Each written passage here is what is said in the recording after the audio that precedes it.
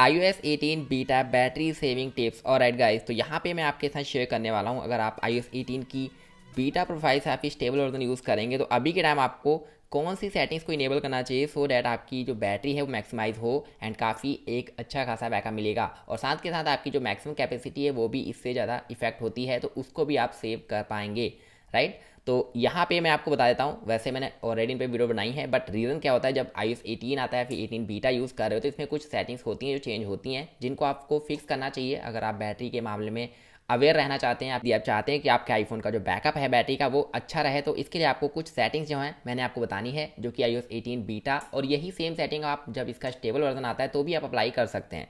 तो नंबर एक काम ये करें, आपको सेटिंग्स पे जाना है और यहाँ पे मोबाइल डेटा में जाकर आपको पता है कि एक सेटिंग आती है जिसमें आपको 5G या फिर 4G, यहाँ पे ऑटो 5G, ये तीन सेटिंग्स होती हैं। तो मैं आपको यहाँ पे बता देता हूँ, यहाँ पे आपको सिर्फ और सिर्फ ऑटो 5G ही रखें। अब रीज़न ये है कि कई लोग यहाँ पे फोर्सफुली 5G को सेट कर देते हैं। अब अगर आपका आईफोन में या फिर आपके एरिया में यहाँ पे 5G इनेबल नहीं है, 5G सर्विसेज नहीं है, तो भी आपका आईफोन स्ट्रगल करता है कि आपको 5G ही फैसिलिटी प्रोवाइड करे, तो इससे बैकग्राउंड में रन करता है, लोकेशन को ट्रैक करता है, उसके बाद फिर से रन करता रहता है बैकग्राउंड में, ताकि आपको एक अच्छी खासी जो है 5G ही प्रोवाइड करे। तो इसमें आपकी बैटरी जो है बैकग्राउंड में काफ़ी ज़्यादा कंज्यूम होती है।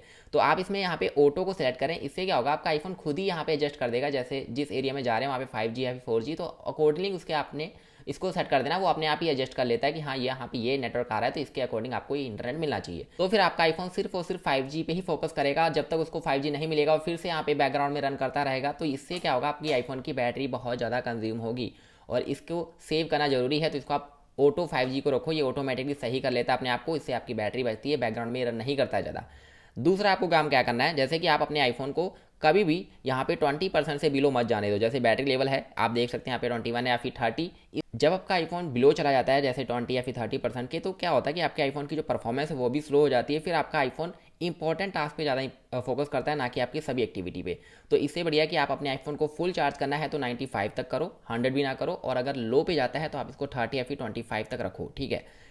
थर्ड, आपको क्या करना है, जैसे कि फॉर एग्जांपल अपने आईफोन में वाईफाई यूज़ करते हैं आप मोबाइल डेटा, अगर आप वाईफाई यूज़ करेंगे तो आपको ज़्यादा बेटर रहेगा। इससे क्या होता है कि आपका आईफोन जैसे मोबाइल डेटा आप इनेबल रखते हो तो एक तो वहाँ पे बैकग्राउंड में सर्विसेज इनेबल होती हैं, साथ के साथ आपका मोबाइल डेटा पे ना बैटरी ज़्यादा कंज्यूम हो जाता है, और जो आप वाईफाई यूज़ करते हैं वो एक सेपरेट नेटवर्क हो जाता है।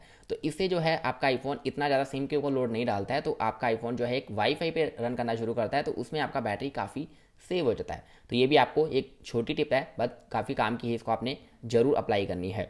अब नेक्स्ट ये निकल के आती है, जैसे कि फॉर एग्जाम्पल के लिए आप कोई भी यहाँ पे जाएँ, इस तरीके से जाओ सेटिंग्स के ऊपर और यहाँ पे आपको जाना है, क्लिक करें, और क्लिक करने के बाद आपको जाना है डिस्प्ले एंड ब्राइटनेस पे, और यहाँ पे आपको जो है एक ट्रू टोन मिलता है। अब ये देखो ट्रू टोन ना मैं इसलिए कह रहा हूँ, इसको आप इनेबल कर लेना। जो लोग यहाँ पे गेमिंग ज़्यादा करते हैं, जो लोग अपने आईफोन पे कह लें कि मैक्सिमम जो है गेमिंग करते रहते हैं, तो ट्रू टोन क्या करता है, जो बैकग्राउंड में जो इसकी लाइट्स होती है उसके अकॉर्डिंग अपने आप को एडजस्ट करता है। तो ये जो है आपकी बैटरी को भी सेव करता है। अगर आप ट्रू टोन को इनेबल रखेंगे तो ऑटोमेटिकली कम या ज़्यादा होता रहता है, उसके अकॉर्डिंग आप गेमिंग कर रहे हैं तो इसको आप इनेबल रखें, आप खुद यहाँ पे फ़र्क देख पाएंगे, डिफरेंट आपको देखने को मिल जाएगा।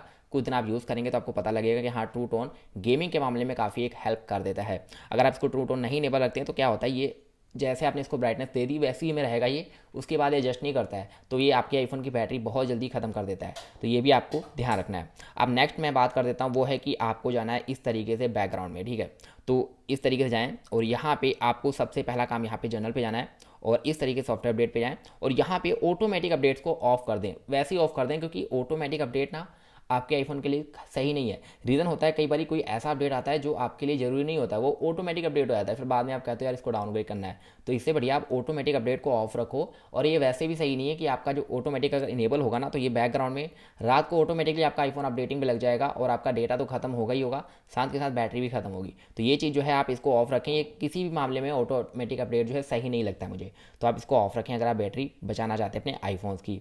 अब नेक्स्ट है वो है कि आप इस तरीके से बैक करें, और बैक करने के बाद जैसे कि यहाँ पे आप एक जो है यहाँ पे स्टैंड बाय मोड वगैरह ये आप यूज़ कर रहे हैं तो इनको भी आप इनेबल मत रखो ज़्यादा, क्योंकि ये चीज़ें जो है जैसे फॉरेन कंट्री में लोग ज़्यादा इसको यूज़ करते हैं सोते टाइम, बट आप कर रहे हो तो ठीक है, बट इसको भी ज़्यादा इनेबल मत रखो। ये इसको इनेबल कर देते हैं तो ये हमेशा ही एक एक्टिव मोड में रहता है कि हाँ कभी आईफोन इस तरीके से होगा, कभी स्टैंड बाय मोड पे जाएगा, तो ये ऑटोमेटिकली उसको एनिमेशन देने के लिए रेडी रहता है।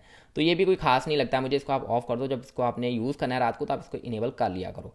अब नेक्स्ट है वो है कि जैसे कि फॉर एग्जाम्पल के लिए आपको यहाँ पे लेके जाते हैं हम डिस्प्ले एंड ब्राइटनेस पे ही रहो।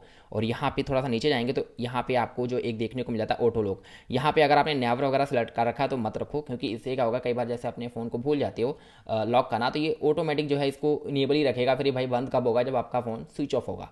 तो इससे बढ़िया 5 मिनट रखो, ठीक है। इससे ज़्यादा ठीक कम भी मत रखो, ना ज़्यादा रखो, ठीक है। तो ये चीज़ आप कर लो। अब मेन इंपॉर्टेंट है वो है कि आपको जाना है इस तरीके से अपने आईफोन की जनरल में, और यहाँ पे थोड़ा सा नीचे जाएँ तो आपको एक हमेशा से ही देखने को मिलती है बैकग्राउंड ऐप रिफ्रेश। अब मैंने इसको इनेबल कर रखी है क्योंकि मैं इसमें सिम वगैरह यूज़ नहीं कर रहा हूँ आईफोन में, तभी इसको इनेबल रखता हूँ। बट आप इसको ऑफ रखें।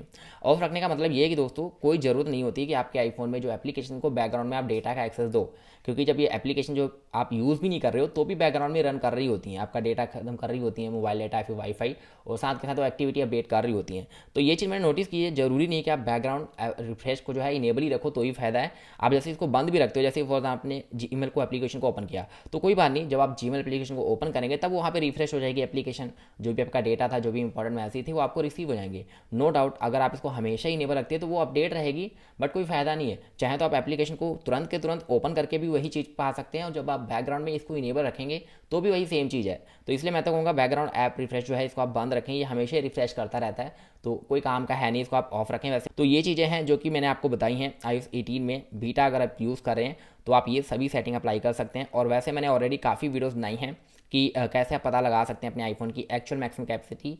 तो वो वीडियो देखनी है तो मैं आपको लिंक डिस्क्रिप्शन बॉक्स में दे देता हूँ, आप जाके पता लगा लो कि आपकी मैक्सिमम कैपेसिटी कितनी है आपके आईफोन की। और हाँ, एक और चीज़, ऑप्टिमाइज बैटरी चार्जिंग, इसको आप जरूर इनेबल रखो।